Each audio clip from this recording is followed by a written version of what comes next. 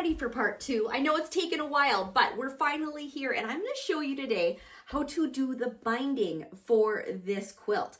Now, it's got the jagged edges, and first I was like, maybe I just cut those edges off and make it square. It would be so much easier. But where's the challenge and the fun in that? I'm going to challenge myself to bind it just like it is, because I love that it's different. We've got the straight edges on the top and the bottom, but yeah, these sides are like that. So let's get to the binding. First is deciding, what does the binding look like? Do I go with a solid? Do I go with a print? I got this fun Minky on the back. I love Minky on the back of my quilts because I want them to be soft and cuddly. And just honestly looking at the overall, like, there's a lot going on in this quilt. Lots of color, lots of print.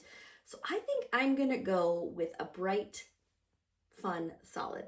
So to get started, the first thing we need to do is make our bias binding. Now, I have a complete tutorial for you on how to make bias binding. You can watch it right here. You can click this video after you're done watching this one here. So I'm cutting mine 2.5 inches wide, and I'm cutting it on the bias, and then we are sewing it together.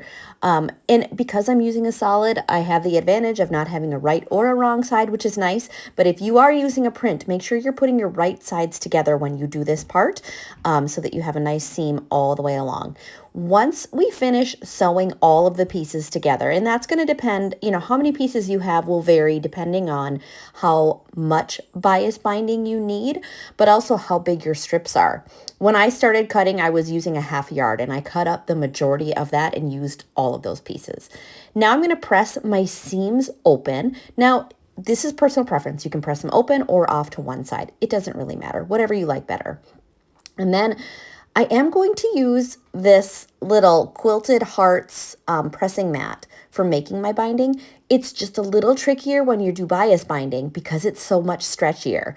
So you just have to take your time and pull it through, but I love doing it this way. You don't have to do it this way. You can do it whatever way you want, but just fold your binding in half and press the entire length of the binding. Then we're just going to trim off all the dog ears all the way along the edge of the binding.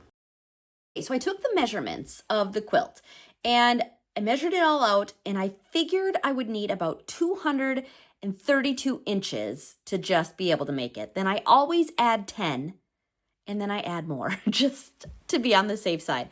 So I have about 250 inches of bias binding to go around the edges of this quilt. Next is time to attach the binding. Now you can use whatever method you like. This is the method that I always use. So first, I'm going to start sewing. I open up the binding and I sew down a couple of inches, 2, 3 at the most is all you need, because we're making a little bit of a binding pocket is what I like to call it here. So keep your binding open, stitch along that edge, keep using a consistent 1/4 inch seam throughout this entire process. Then you just fold that pocket closed and you continue stitching your binding to the edge of your quilt all the way around. Now, the corners and the angles do get a little bit tricky. This is what I did and it worked great for me. So once I got to this first end, it's kind of a weird angle. I still just mitered my corner the same way I would a regular quilt. I just kind of mitered it at a little bit of an angle, but you fold it back on itself and then fold it back forward along the angle of that first point. And then stitch that down. And because we're using bias binding, this is going to curve really nicely for us. So I just pivot the sewing machine and then I continue to sew along each of the edges. And at each point, I just leave the needle in the down position and I pivot my fabric and the binding and I just keep it lined up along the edge. And I just keep turning things as I go, working slowly here, and just continue stitching. This should curve really nicely. I did find that at one point I needed to grab my stylus. It helped just kind of keep everything nice and neat under that needle and you don't want it to bunch up and get all bulky under there.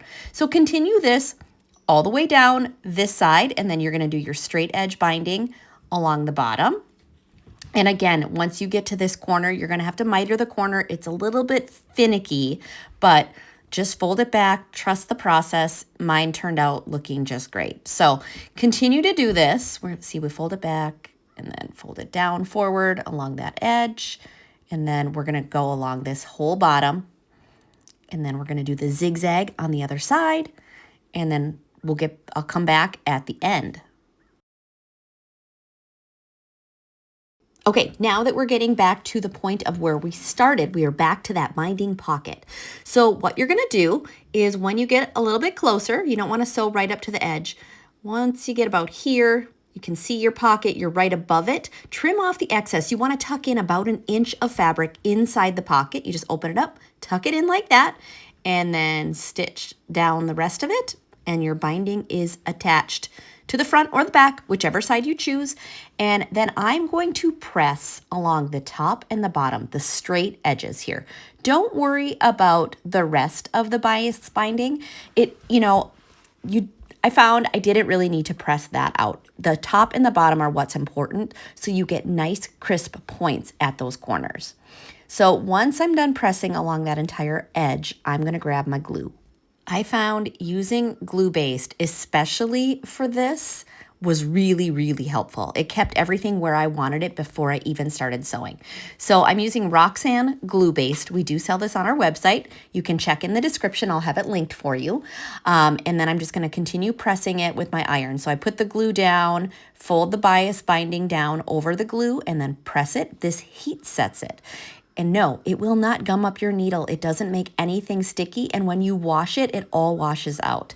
So continue to use this process all the way around the quilt.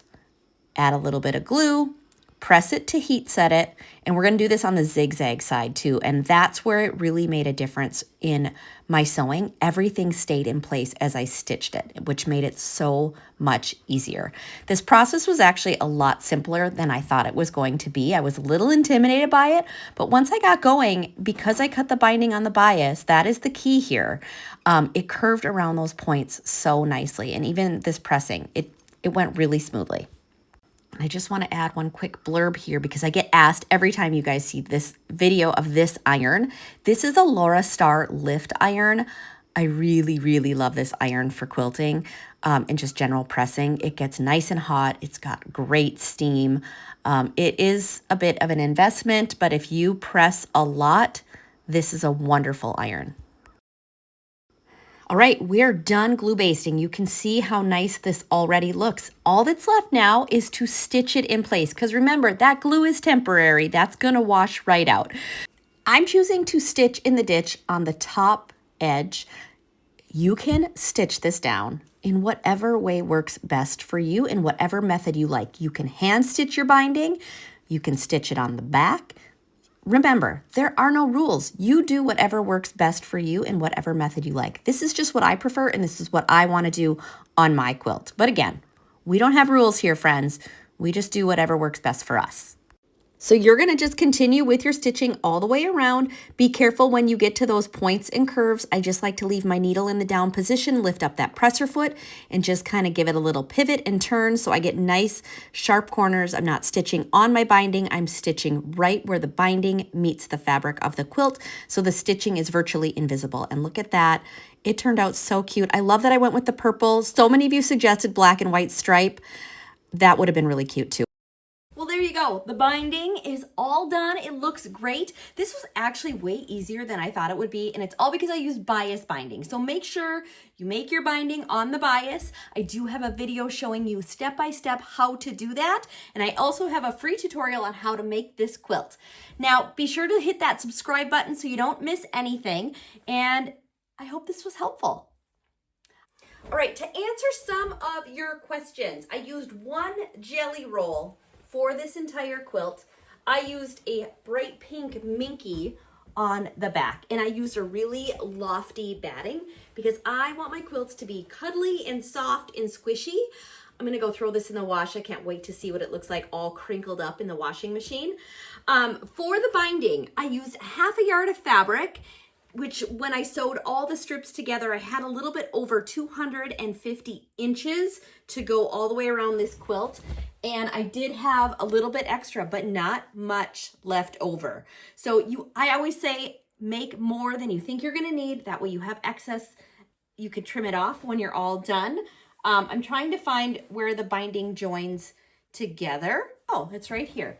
People always comment on this spot being open. It's not open. It's such a small little area. You fold down that raw edge. So you never notice this. It's not a big deal at all. It's not really open. You could barely find it. So don't worry too much about that. And this is the technique that I like to use. If you want to use a different binding technique to put it on, you can certainly do whatever works best for you, because here there are no rules. Here we're just sharing things that work, and hopefully it gives you some inspiration and some ideas to make your own project.